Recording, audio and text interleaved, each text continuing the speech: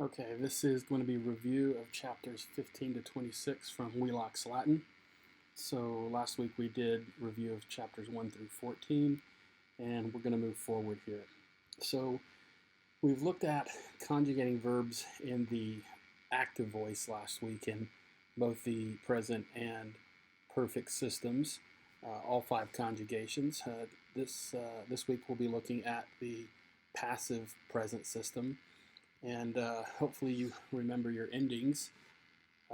You just have a ris, ter, mer, mini, inter in the present tense. Bar, baris, batter, bomber, bomini, banter in the imperfect. Bor, baris, bitter, bimmer, bimini, bunter in the future tense. And this is for first and second conjugation verbs. We'll see a shift in a few of these endings in third and fourth and third IO as we saw in the active voice, but we'll look at that in just a minute. Notice the connecting vowel here is your A, which is ending the stem and is preceding your ending. So ris, ter, mer, mini, inter. Notice that A, of course, is not present in the first person singular present. It is, of course, still just the O. So laudo plus the R, so laudor. Laudaris, laudatur, laudamer, laudamini, laudantur. And you add to that same stem lauda, your bar, baris, batter, etc. for the imperfect. And to that stem in the future, you add the bor, baris, bitter, bimmer, bimini, buter. As far as translation goes, it's just taking the verb and putting it in the passive voice, which, if you remember, active means the subject is doing the action of the verb, and passive voice means that the subject is being acted upon. So I am praised, you are praised, he is praised, we are praised, you are praised, they are praised. And the imperfect, it's a past version of that, so it's I was praised, you were praised, he was praised, etc. And of course the future, I will be praised, you will be praised, he will be praised. So that's your passive voice present system for first conjugation verb. That's the same for second conjugation. I didn't put the slide on there, but the paradigm verb monao would work the same way. Now, perfect system is the same for all 5 conjugations.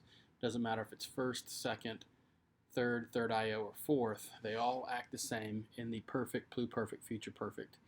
For perfect, you take the fourth principal part and you add sum, es, est, sumus, estis, sunt. For Plu Perfect, again, you take the fourth principal part and you add aram, aras, arat, aramus, aratis, arant. For the future perfect, you take the fourth principal part and you add aro, aris, arit, arimus, aritis, arunt. Notice it is arunt here, not arent, arunt. So you have to keep that in mind. So it's nice that all 5 conjugations act the same in the passive perfect system. That's nice and easy to remember. Fourth principal part, some plus some form of sum. All right, so let's take a look at this here. So here's our paradigm verbs with the 4 principal parts that we're used to looking at: laudo, monao, ago, adio, and kapao. And there's your fourth principal part. So for the passive perfect system, you use that fourth principal part. And this is what, and there's your stem plus your RE. That's, of course, what we use in the present system. I'm not sure why I have that underlined there. It's probably a holdover from a previous slide. All right, so this is what it looks like in the passive perfect system using the first conjugation verb laudo. So you take laudatum, and you use that fourth principal part, laudatus aum sum, laudatus aum es, laudatum tus aum est, laudatus aum sumus, laudatus aum estis, laudatus aum sunt. And the translation for passive perfect was I was praised, or you could say I have been praised. You were praised, or you have been praised. He was praised, or he has been praised. You can see the rest of them there. Plu Perfect, again, fourth principal part, just plus plus a aram, arasarat, and it's I had been praised. You had been praised. He had been praised. So this is the Plu Perfect translation. And then the future perfect again, fourth principal part plus a row, a ris, a writ. And it's I will have been praised, you will have been praised, he will have been praised. And it works the same for first conjugation and second conjugation. Mona O. And this is what it looks like when you fully conjugate it out. Notice, if you look closely, right here, the laudat tu sa sum, it actually gets broken down even further because this is actually a word that's used like a noun. And because it is such, a noun or an adjective, it's declinable. So your us, can be declined because remember those are first and second declension endings. So it could be declined to laudatus, laudati, laudato, laudatum, laudato. The feminine singular is laudata, laudatai, laudatai, laudatum, laudata. And then the neuter would be laudatum, laudati, laudato, laudatum, laudato. And of course, there's the plural versions of each of those here. Laudati, laudatorum, laudatis, laudatos, laudatis, etc. But all of these are sum. So laudatus sum, laudati I sum, laudato I o sum, etc. And that's just for first person. Then you got second person, same thing, with S. And third person with est. So here's singular and plural, singular, plural, singular, plural. First person, singular and plural. Second person, singular and plural. Third person, singular and plural. And same thing with Plu Perfect and Future Perfect. So depending on how the word is used in a sentence and what word it is modifying, it'll determine how which case or gender or number that this participle, this form of the verb is in, this perfect form. I almost said participle, my apologies. We're getting to that next. So let's look here. Here's synopsis. If you remember that if you conjugate all your verb forms out, you end up with a lot. Right now, this is just active, indicative, and passive indicative. And you get 72 forms. That's not even including subjunctive. We haven't even done that yet. So if you have to list all 72 forms, it's a lot of forms. So synopsis is an abbreviated form where you give only the forms for a specific person, first, second, or third, either singular or plural. So let's give an example of what that looks like. So here is conjugation of laudo in the active and passive voice, all 6 tenses, present system, perfect system. That's a lot. You can imagine writing that all out of a test. That's a lot of writing. And here it is for a second conjugation, Mona O. And here it is for third conjugation, ago, and fourth conjugation, auto, and third conjugation, io, kappa o. So here's what taking that and condensing it into something small is a synopsis. And let's see an example of this. So here's an example, 2 examples actually, of a synopsis of laudo. And the first one is first plural. So if I were to ask you to give me a synopsis of laudo in first plural, you'd say, for active present, laudamus. For passive present, laudamer. For imperfect active, laudabamus. Passive imperfect, laudabamer, etc. You can see all those forms, but you're only giving the first person plural for all 6 tenses in active voice and 6 tenses in passive voice. The second example is what it would look like if I were to ask you to give me third person singular synopsis. So present active is laudat, passive present laudatur, etc. So you can see, what is that, 12 things to write instead of 72. And that's a lot quicker. And if you can do a synopsis, then you know how to do the rest of them. I want to go back. I realized I did not include a slide for, let's go back here, a slide for how to conjugate third, fourth, and third I in the passive system. And we go back here and look at laudo. You said as I showed a minute ago, we add r, ris, ter, mer, many, inter to the stem, and bar, baris, bater, etc., or bor, baris, bitter.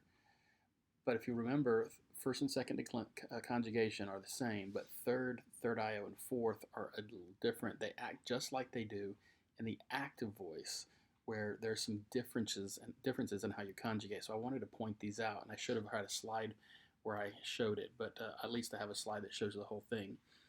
So if you remember your stem for ago, looking up here, AGE, right, drop the infinitive ending, the RE, so that gives you AGE. But if you remember, your AGE shifts to an I here in the present system, and then you added your endings. Well, it's going to do it similar here, but it's a little different. Look, most of these have the I, except second singular, and you just have to remember second singular, second person singular does have an E. So you add there's your first person, your present tense, first person singular, I go, plus your R, so agor. Second person would normally be an I plus ris, but here it's an E plus ris, but everything else is your normal AGI ter, AGI mer, AGI mini, and of course, just like up here, it's a U, so you remember it's a gunter, U plus enter, okay? Aris ter, mer, mini, enter, right? Now your imperfect in active, it was just E plus bom, bas, bot. Over here, same thing, E plus bar, baris, bater. So that one's pretty simple, imperfect passive. Future, if you remember, you use your present endings, O, or in this case, M, ST must assent, plus an A and then an E. Here, same thing, A, or then an E, plus your endings, R, ris, ter, mer, mini, enter. So this passive present system acts just like active present system up here. The only thing you're shifting out is the endings. The OST must assent for an R-ris term mer, mini, enter. So if you've got this memorized, you should be able to switch out your endings and do it exactly. The only difference is this right here. You've got to remember that it's a short E here instead of an I. Now if you notice, by the way, you have an E here, ageris, but look in the future, ageris also. This is one of those places that noticing a long mark or a macron makes the difference. That macron here, notice that all of the future has an E, a long E. It's a macron over all those E's. That's a future tense. Over here, it's a short E that makes it present tense. And so again, that is something you'll need to remember. Fourth conjugation looks just like this. Again, audio, got an I all the way down plus an IU plus endings. Same thing, I all the way down plus an IU plus the endings. Up here in active, it's an IE plus your bomba spot. Here it's an IE plus bar spotter. So that's the same. And up here it's an IA, then an IE plus your endings. Same thing here, IA, IE, all the way down plus your endings. So again, fourth looks just like, fourth passive looks like fourth present. And kappa O, third IO is going to be the same thing. You got your I all the way down until you get here. It's IU plus endings. Here it's I, but again, this is going to act like a third conjugation because it's third IO. It's going to act like Papa Bear here. So it's got the E shifts back to the I, but here it acts like a fourth. It's got the IU. Okay. So again, you got to remember that's E, I, U. Up here it's an IE plus your endings. Here it's an IE plus the endings in the imperfect passive. And for the future, IA, IE plus endings. For future passive, it's IA, IE plus endings. So again, notice you do have a difference here. In the future, it's an IE over here because it's third. It's got just the E. So that is how you conjugate in the passive voice and how you do a synopsis. This would be a good place to take a break, and then we'll pick it back up with the next lesson. Okay, let's pick up where we left off. Let's move to participles. This is the next part of our lesson, review lesson from last year, participles. Well, in case you forgot what a participle is a verb that is being used as an adjective. Verb that's being used, it's not the main verb in a sentence. It's not really verbs. We call it verbal. It's verb, but it's being used as an adjective. Here's an example of an English sentence. The walking man fell into the sea. Well, let's break this sentence down. The word man, of course, is your subject. The word fell is your verb, right? The man fell. That's the basic sentence right there. But our participle is the word walking. Walking just in and of itself looks like a verb, like I am walking, but that's not what this is. This is the walking man. So this is a participle. It's a verb that's acting like an adjective, and it's modifying the subject man. So that's what makes it a participle. Now in English, you can't tell the difference between walking, the verb, like I am walking, or the walking man, as it is here as a participle. In Latin, it looks differently. The word walking, like I am walking, ambulo, looks different than the participle, the present tense participle, which would be ambulans. And so because you see it differently, you know that it's a participle. In English, you can't really tell the difference. You have to understand it by context. And so Latin has different forms. Let's kind of look at these forms as a way to remind us. Now there are 4 different sets of participles. We got a little chart here. First we have the active present, and basically you take your present stem plus ns, or in the genitive and everything following, nt, and then to that you add your third declension I stem endings. That's important to remember, not just third declension, but third declension I stem endings. We'll show an example of this in a minute. There is no present passive. You don't have an active perfect as well. Passive perfect's pretty easy because it's just the 4th principal part of a verb. And then future active is pretty simple because it's the 4th principal part, stem, plus then the usa So basically, it's the 4th principal part, plus you slide a UR in there just before the usa Again, we'll show an example in a minute.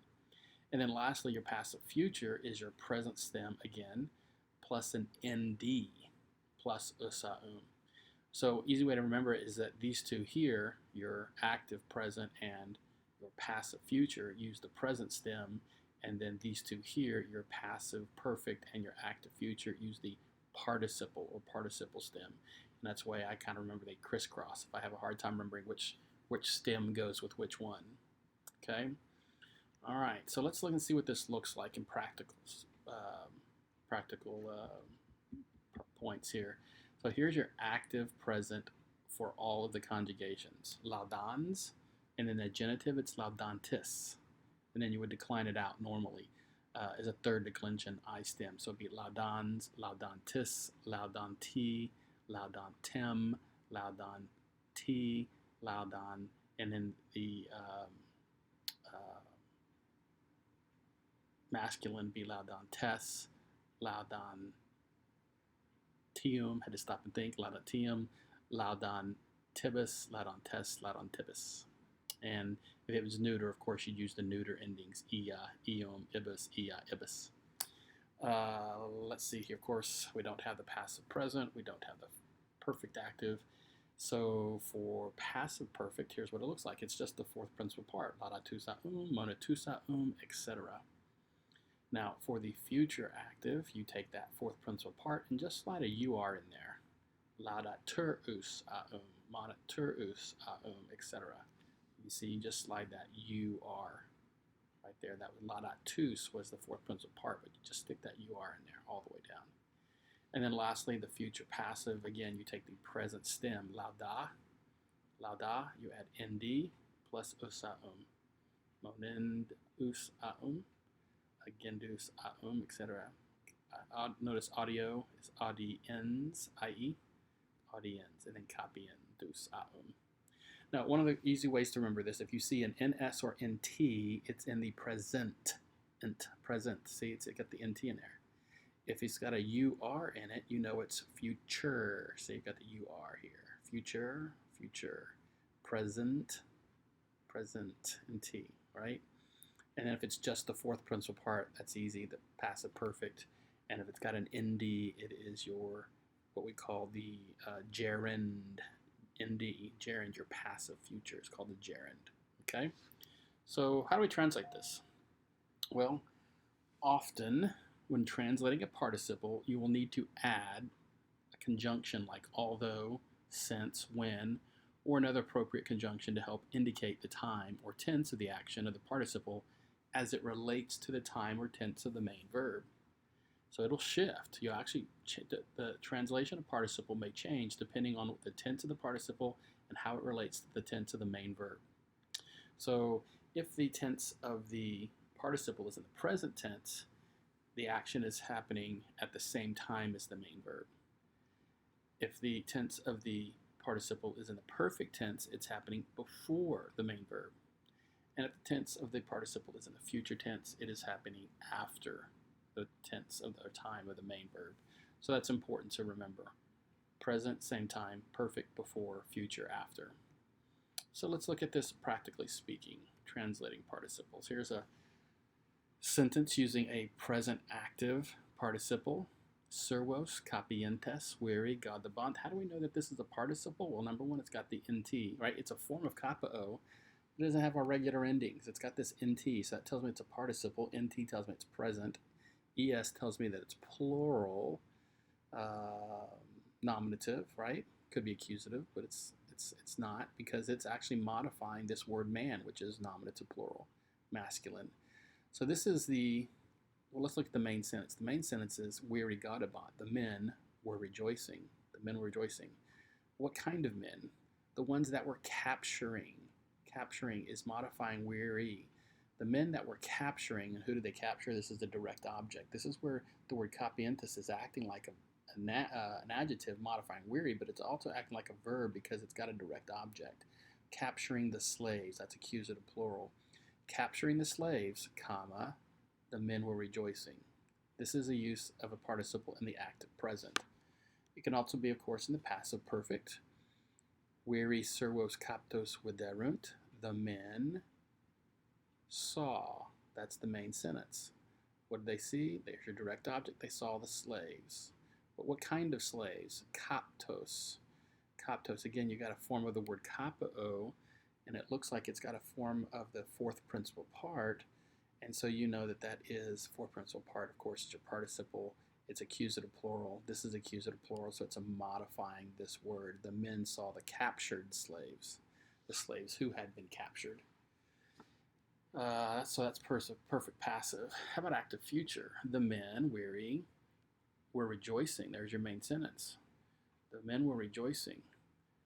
About to capture, capturi. So here's your fourth principal part, but it's got a UR in it. So you know that's active future. And the proper translation is about to capture.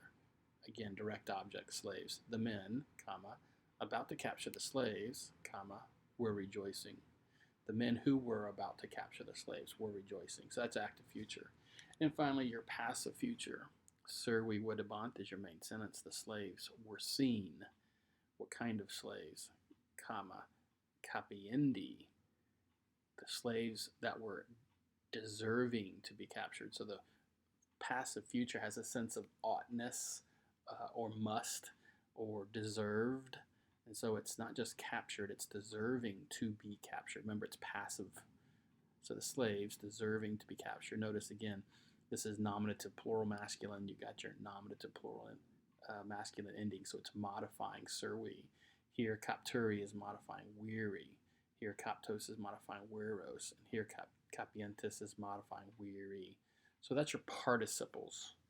That's how you use Now, participles are used in a lot of different ways, but that's how you form them, and you give very basic translation. But there's different uses of participle. One is called the ablative absolute. It's a weird phrase. Let's see what that means. An ablative absolute is a noun participle construction. In other words, it's a noun plus a participle, both of them in the ablative case, and it's in a subordinate clause. In other words, it's not the main sentence. And it is only loosely connected to the action or verb or subject of the main sentence. It's not directly modifying, it's not an antecedent or describing anything in the main sentence, but it's loosely connected. Well, why is it called an ablative absolute? Because it's kind of a weird name. Here it is. Here's the reason. The word absolutum in Latin means loosened from or separated. Thus, the noun participle phrase is loosely connected to the main sentence. A comma generally will be present to separate the phrase from the main sentence. So let's look at this very basic sentence using an ablative absolute. Roma visa, comma, weary godabant. Roma visa, weary godabant. Let's break this down. All right. So here's your subordinate clause, Roma visa. That is not the main sentence. The main sentence, however, is weary godabant. The men were rejoicing. All right, that's your main sentence. Notice in that subordinate clause you got Roma, which is a noun, the ablative singular. Notice the long mark over the A. That tells you it's ablative singular. Same thing with visa. It's also ablative singular, but notice this is a participle. This is from with the O, with daddy, with the, wisum. and witty wisdom. And that's the fourth principal part plus the ablative singular feminine ending. So these two words go together.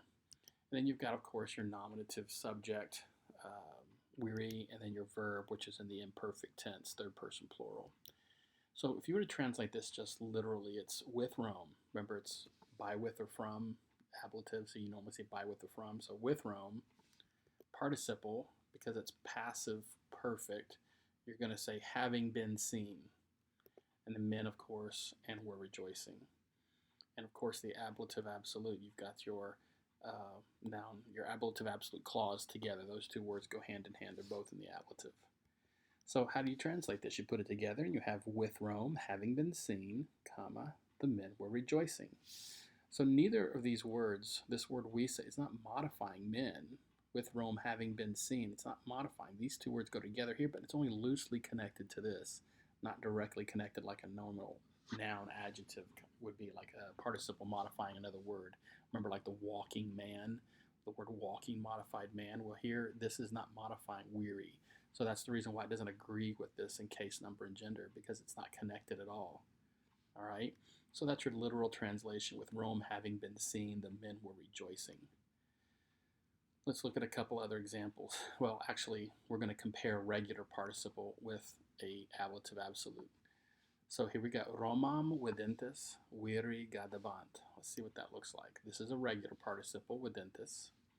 This is your ablative absolute, visa. Okay? So, seeing Rome, that's present tense, plural, nominative. Seeing Rome, Rome is the direct object of this verb aspect, of the verb characteristic of this participle. Seeing Rome, comma, the men were rejoicing. So the word videntes, seeing Rome, seeing is modifying men. Who was doing the seeing? The men, right? And that's the reason why it agrees. These two words agree in case, number, and gender. Seeing, the seeing men were rejoicing. What were they seeing? They were seeing Rome. So seeing Rome, comma, the men were rejoicing. Down here, however, notice you've got Roma, Wisa, comma, weary, Gadabant. These two words are not related at all. This is your nominative plural subject. Over here, you got an ablative singular, feminine. This is nominative plural, masculine. They're not related whatsoever. So your translation is, with Rome having been seen, comma, the men were rejoicing. So this is your regular use of the participle. This is your ablative absolute. It is loosely connected to the rest of the sentence, but not directly, as it is up here, directly connected, agreeing in case, number, and gender with the word that it's modifying. All right. Now, let's check out this. Again, I mentioned earlier that you may need to translate it in English with a different conjunction or a conjunction instead of this with. This is the literal translation of the ablative absolute. With Rome having been seen, the men were rejoicing. But it may sound better in English if you use a conjunction, when, since, although, or as. All right? I want to notice something. When you change the preposition with, right here, with, to a conjunction like when, since, as, or although, you have to modify how you translate the participle. That's this right here, having been seen. You have to translate it. And this modification will be based on two things: the tense of the participle, like what is the participle tense, and then what is the main verb tense. And that'll determine how you translate it. So let's take a look at some examples here. Here's when Rome had been seen, the men were rejoicing. Since Rome had been seen, the men were rejoicing. Although Rome had been seen, the men were rejoicing. And as Rome had been seen, the men were rejoicing. So notice we added these conjunctions instead of with. And when we did so, we changed having been seen to had been seen all the way down. So how do we come up with had been seen? Well, there's a very specific formula. We'll show you what that looks like. Here's that same sentence in Latin. Roma visa viri gadabant. With Rome having been seen, the men were rejoicing. That's the very basic literal translation. Okay, this shows a temporal relationship, a time relationship between the ablative absolute and the main verb. Okay, shows you how they're connected. This happened first, then this happened. Rome was seen, then the men rejoiced. All right. So how do we get to had been seen? When Rome had been seen, or as Rome had been seen. How do we get to had been? Here's the formula. You take the participle, in this case it's passive perfect, right? Passive perfect. The participle's in the perfect tense, right? So if it's in the perfect, remember we talked about present is same, perfect is before, future is after. So in this case, the participle is in the perfect tense. Therefore, it has happened before the action of the main verb. All right, well, what's the action of the main verb? It's in the imperfect tense. All right, so the main verb is in the past. Therefore, the translation for action that is before the past is Plu Perfect or had. So, therefore, we're going to translate this when Rome had been seen. We're translating it like it's Plu Perfect. When Rome had been seen, the men were rejoicing. Okay, here it is. There's the literal with. When or after or since Rome had been seen, the men were rejoicing. All right. Now, if this participle had been, whoops, let me go back. Sorry, I accidentally hit the space forward key. Let me pull all this back up. We're almost done. We'll take a break here in just a couple of minutes. Here we go. Here we go. Almost done. One more click. Maybe one more. Okay. So notice if this participle had been in the present tense, then it would be happening at the same time as the main verb. And the main verb is in the imperfect, so it's in the past. So the same time as the past would be just plain past. So this would have been when Rome was seen, the men were rejoicing, because it's happening at the same time. But this was perfect, so it's before. So we said had been seen. Let me finish pulling that up. There we go. There we go. And again, if this participle had been future, it would have been happening afterwards.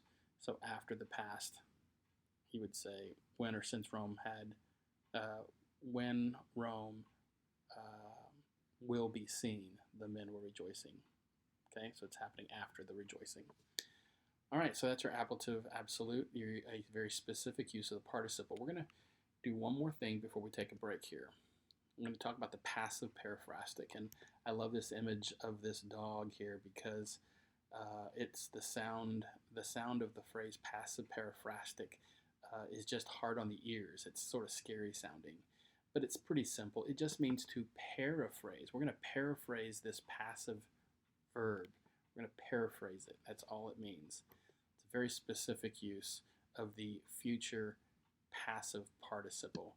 So a passive verb form, this is what a passive paraphrastic is. It's a passive verb form consisting of the future passive participle plus a form of soon. Okay, and this is called the gerundive. Gerundive, not to be confused with the gerund, two different things. We can talk about that later. By the way, this has not connected to ablative absolutes. Has nothing to do with it. It's just a very specific use of the passive future participle. So future passive participle plus sum. Here's an example. Hic liber mihi cum cura legendus erit. Legendus erit. Now, how do we know that this is a future passive participle? Well, look, you've got a present stem, and that should be. I think I've got a typo. That should be just. I don't think that end's supposed to be in there. Legendus. Yeah, I don't know why that end's in there. It's a typo.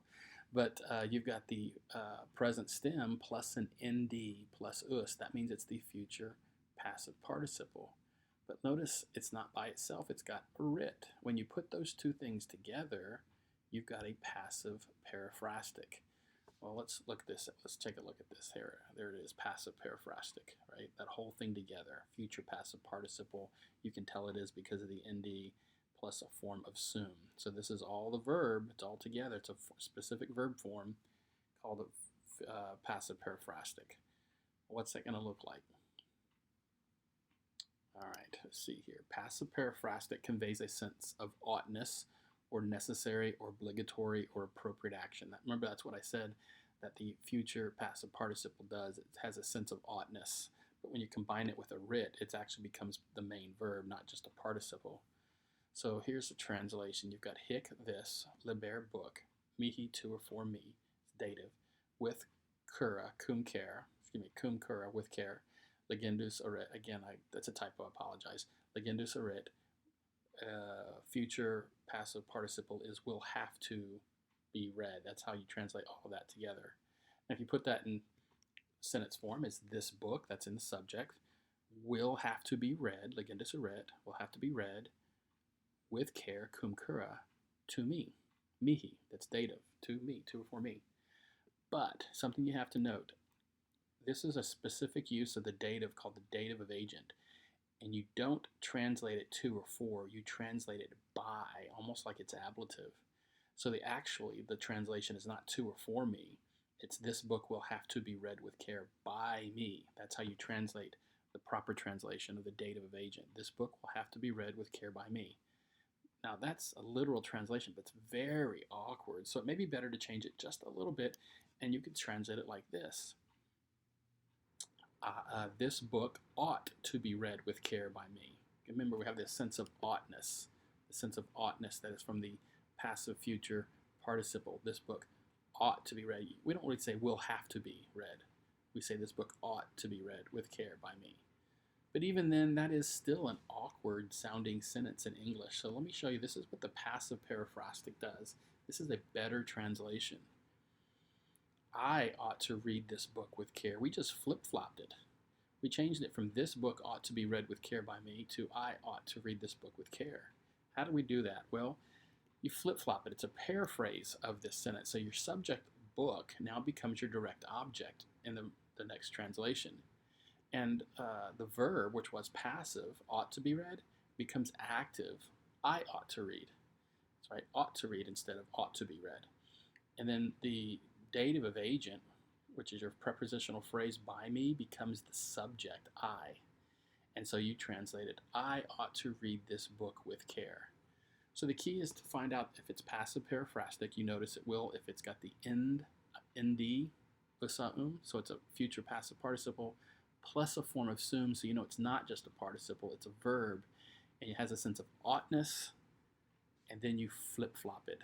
The subject becomes the direct object, the dative of agent becomes the subject, and your verb goes from passive to active. I ought to read this book with care. And that is your passive paraphrastic.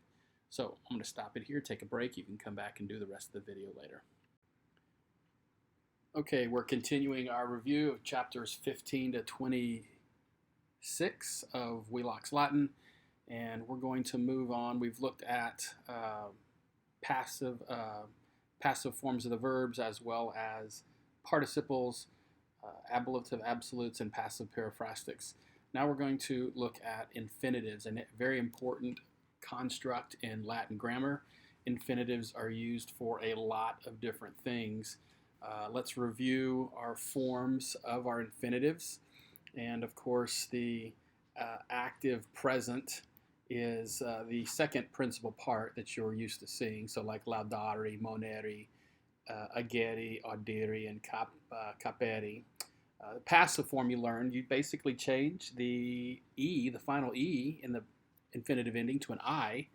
The only exception is the third conjugation and third IO, which drops the ER in the ending and has just the I. So it would be, for instance, agi, AGI, or capi for third IO. Kappa would be capi. So those would be the passive infinitives. Now the perfect active infinitive, if you'll remember, you simply take the perfect stem and add issy, I-S-S-E. Perfect stem plus issy. We'll show the forms here in a minute. And just to give an example, first conjugation would be ladawi is the ladav is the L-A-U-D-A-V, that's the stem, and you add I-S-S-E, so you have ladawisi. For perfect passive, you take the passive perfect participle, so like ladatus aum, and you add plus esse, ladatus aum plus esse for perfect passive participle. For the future active participle, you take, future active infinitive, you take the future active participle, so like laudaturus aum, that would be the future active participle, and you add esse to that to make the future active infinitive. So laudaturus aum esse. And then finally, for the future passive infinitive, I apologize, I keep saying that, you take the passive perfect participle, neuter form, and add IRI, passive perfect participle neuter form plus iri. So Passive perfect, of course, would be laudatum, and you add iri, so it's laudatum iri. So let's look at the forms here. So you can see for the active present, you can see the forms that you're used to seeing: laudari, moneri, ageri, adiri, caperi. For the passive present, laudari, moneri, agi, adiri, capi. Now for the active perfect, again, it's the perfect stem plus issy, so you've got laudawisi, monu issy, egisi, adawisi, and kep issy. For the passive perfect infinitive, you're going to take the fourth principal part, laudatus aum, and add essy. So laudatus aum essy, monatus aum essy, etc. For future active infinitive, we're going to take the future active participle and add essy. So laudaturus aum essy, monaturus aum essy, acturus aum essy, etc. And then future passive infinitive, you take the neuter form of the perfect passive participle, so laudatum, and you add iri. Laudatum iri, monatum iri, monitum iri, actum iri, auditum iri, captum iri. So those are how you form the infinitives, and hopefully you have those forms memorized. If you don't, just begin working on reviewing those. Maybe I would practice writing some out. Just take all 4 paradigms or 5 paradigms here and practice forming the infinitives as according to this chart. Now, as far as usage of the infinitive, you are used to the infinitive being used in a couple of ways already. It was a subject of a sentence, so like you could say orare est humanum, to err is human, so to err is an infinitive, but it's being used as a subject of the linking verb est. To err is human. Secondly, infinitive, as you remember, can be used as a complementary infinitive. So it's completing the idea of a verb, the action of a verb that can't really complete itself. And you often see it with monao, not monao, debao, or form of possum. These words need to have something complete their thought. This would be descedere nunc possunt. Possunt is they were able.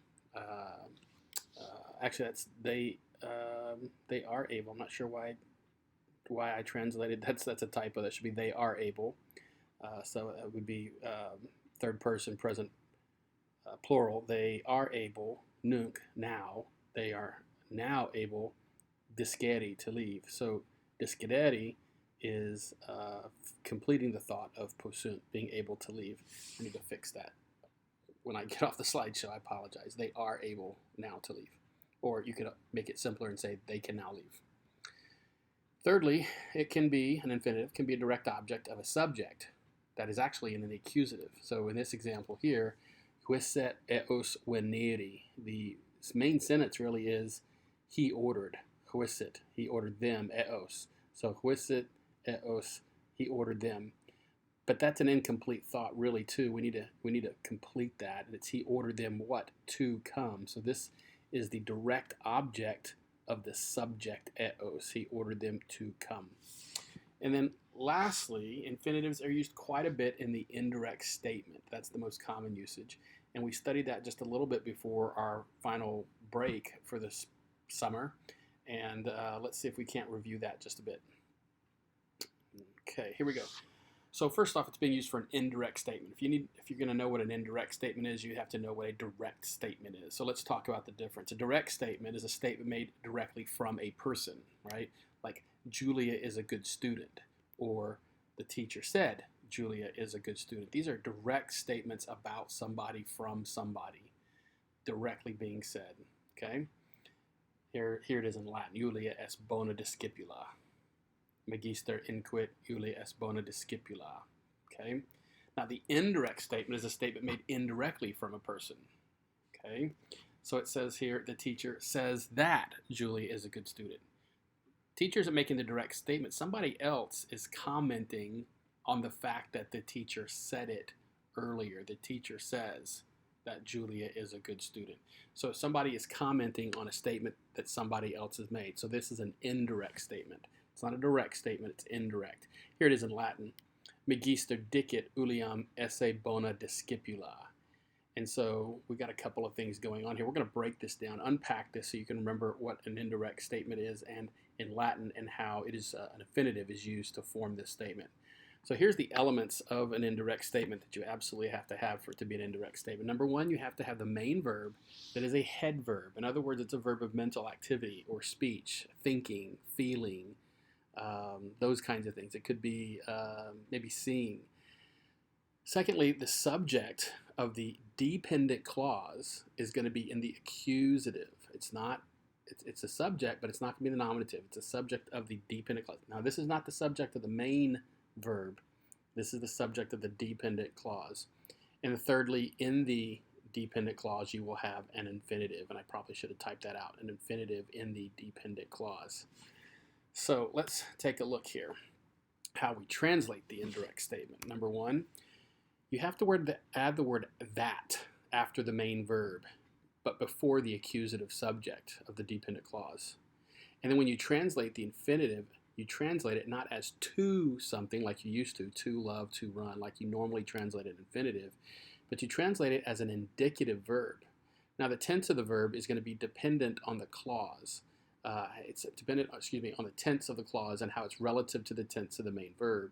So this is that little chart we've already looked at, that in the subordinate verb, that if it's present tense, then the action is happening at the same time as the main verb. If the subordinate is perfect tense, that infinitive is perfect tense, then the action is happening before the main verb. And if that infinitive is future tense, it's going to be happening after the main verb. So let's see how this plays out. Several different options. So number one, if you have a present tense verb, they say, that's present tense. They say what? Well, let's change the subordinate verb, the infinitive, to three different tenses. Let's have a present, a perfect, and a future example and see how they translate differently. They say, dicunt, evari eam.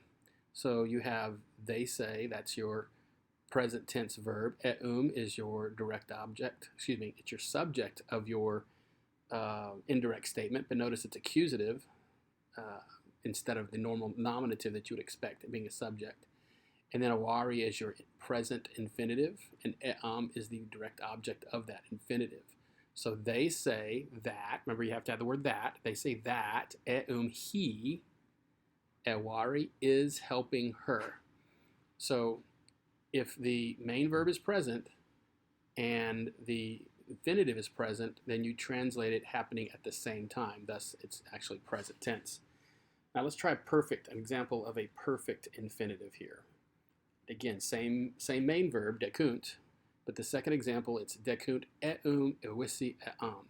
So if you remember ewisi, according to your forms, that is your perfect active infinitive, but we're not going to translate it to, we're going to change it. So main verb is present, secondary or infinitive verb is perfect, so that means it's happening before the main verb. So the main verb is in the present, so we have to say like something in the past, like was.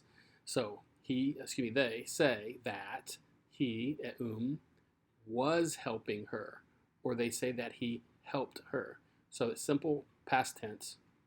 He helped her or was helping her. All right, so even though it's in the perfect tense, we can translate it as he helped or was helping her. And future is actually pretty easy. Dicunt, itorum, esse, that's your active future infinitive. They say that he will help her, so you simply translate it as future. Now this is where it gets a little bit more sticky. Let's change the main verb to the perfect tense. So instead of dicunt, we're going to have dixerunt, they said. And let's see how we take the exact same infinitives, a perfect, present, a perfect, and a future infinitive, and see how it changes from the previous example. So again, those three sentences are exactly the same as the ones above, A, B, and C here. So dixerunt is the only difference. We're changing the tense of the main verb. Dixerunt ewari eam. They said that. Now remember, present tense in the infinitive, secondary verb here, means it's happening at the same time as the main verb. So the main verb is in the past. Therefore, this must be translated as if it's happening in the past, even though it's a present infinitive. So they said that he was helping her. See how we did that? He was. Compare that to the first one up here. Compare this one, that he was helping her, to this one, that he is helping her. Exact same infinitive. Iwari, iwari. The difference is this. Dikunt versus dixerunt. So because this is happening at the same time as a past verb, we have to go past. Now how does that affect in the perfect here? Dixerunt owisi. Well, if it's happening in the perfect, that means it's happening before the main verb. Well, if the main verb is already in the past, then that means this has to be translated as past past, otherwise as Plu Perfect. So they said that he had helped her. This is a Plu Perfect translation, even though it's technically perfect. They said that he had helped her. And then lastly, future tense, they said that he would help her. That's how you're going to translate the future. Would help her instead of will. One final example here. Let's change the main verb to a future tense and see what that does for us. Dikent, they will say. They will say. Here's our examples of present, perfect, and future infinitives. Let's pull all three of those up. And it's they will say. So present means it's happening at the same time. They will say that he is helping her. It's happening at the same time in the future. They say that he helped her, was helping her. This is happening before the future. And then future, dikent itari esi. They say that he will help her. Now, if you notice, these three translations are exactly identical to how you translate it here. It's really only when the main verb is in the perfect tense that it really means you got to be careful on how you translate. So go ahead and rewatch this or practice this to see if you can't get this down, because indirect statements are very important. This concept of present, perfect, and future changing is going to be used quite a bit. Now, the last thing I want to share with you here is the final declensions. We have studied and reviewed at this point first, second, and third declension, third I stem. But we have two more declensions. The first one would be fourth declension. And your endings, of course, are us, ui, u, us, ibis, us, ibis. That's your masculine, feminine, singular, and plural. The neuter forms are u, us, ua, ibis, ua, ibis. And again, you just need to practice those. You got the example here, fructus, and meaning fruit, and cornu, meaning horn, here for us. The last declension is fifth declension. And re, by the way, the fourth declension almost always is masculine. Fifth declension is almost always feminine. Res, rei, rem, re. So it's s, ei, m, s, erim, ebis, s, ebis. Those are your fifth declension. You just need to practice those. And here's your chart with all 5 noun declensions in there. I didn't put third declension I stem because it's so close to third declension, but again, you need to know those. So practice this and work on your declining of nouns and adjectives. And finally, ablative case. Now, I'm not going to go into the examples of all of these, but ablative case has a whole lot of uses.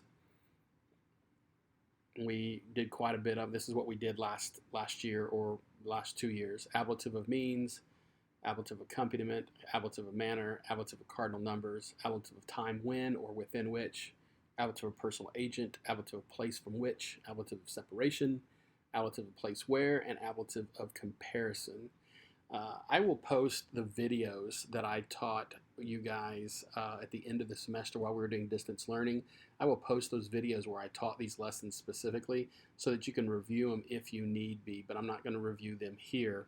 But I wanted to remind you, we will review them here and there as we continue to move forward. And then finally, here were some other topics that we covered in chapters 15 to 26. We talked about numerals, genitive of the whole, relative pronouns, interrogative pronouns, interrogative adjectives, third declension adjectives, comparison of adjectives, and irregular comparison of adjectives. So those are some things we're not going to review here, but as we continue to move forward this semester, we will go back and hit some of these to make sure we're fresh on those. So this is the end of the review. Go ahead and make sure you finish watching this here, re-watch it if you need to, and do the worksheet that accompanies it. Have a good day.